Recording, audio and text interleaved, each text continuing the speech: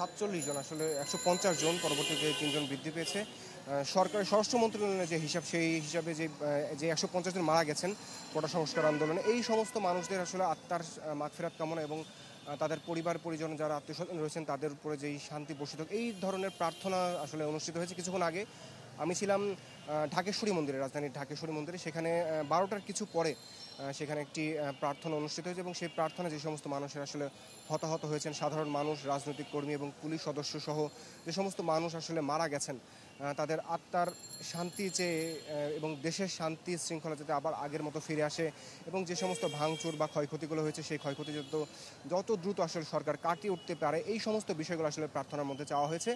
এছাড়া আমরা জেনেছি শুধুমাত্র ঢাকা শহর নয়, রাজধানী এবং এর আশেপাশে বিভিন্ন জায়গাতে আসলে এই সমস্ত যেগুলো ধর্মীয় উপাসনালয় রয়েছে, বিশেষ করে মন্দির, প্যাগোডা এবং গির্জা, এই সমস্ত ধর্মীয় উপাসনালয়ে বিশেষ প্রার্থনা অনুষ্ঠিত হচ্ছে। এবং জোহর নামাজের পরে, আমি এখন হচ্ছে বাইতুল মোকাররমের সামনে, এখান থেকে আমরা যতটুকু জানতে পেরেছি জোহর নামাজের পরে এই জাতীয় মসজিদ বাইতুল মোকাররম, এখানে নামাজের পর আসলে এখানে যে সমস্ত মানুষ আসলে মারা গেছেন, যে সমস্ত যে সমস্ত শিক্ষকরা, যে সমস্ত ছাত্ররা আসলে মারা গেছেন এবং যে সমস্ত সাধারণ মানুষ এখানে হতাহত হয়েছেন, তাদের আত্মার শান্তি চেয়ে এবং তাদের বেহেশত নসিব চেয়ে আসলে এখানে প্রার্থনা করা হবে।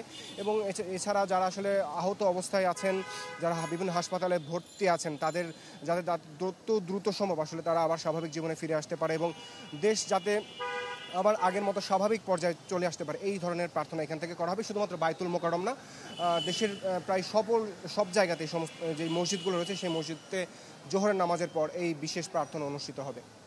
রমিস, আপনাকে ধন্যবাদ। দর্শক, রাজধানীর বাইতুল মোকাররম থেকে সরাসরি যুক্ত হয়েছিলেন রমিস হোসাইন।